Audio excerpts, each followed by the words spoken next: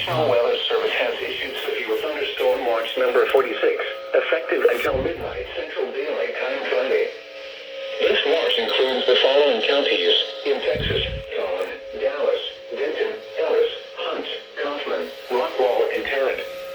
Remember, a severe thunderstorm watch means the conditions are favorable for the development of severe weather, including large hail and damaging winds in and close to the watch area. While severe weather may not be imminent, residents should remain alert for rapidly changing weather conditions and listen for later statements and possible warnings.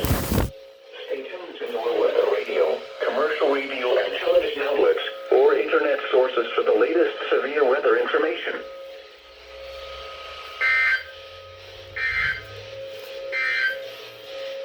The current time is 5:11 p.m.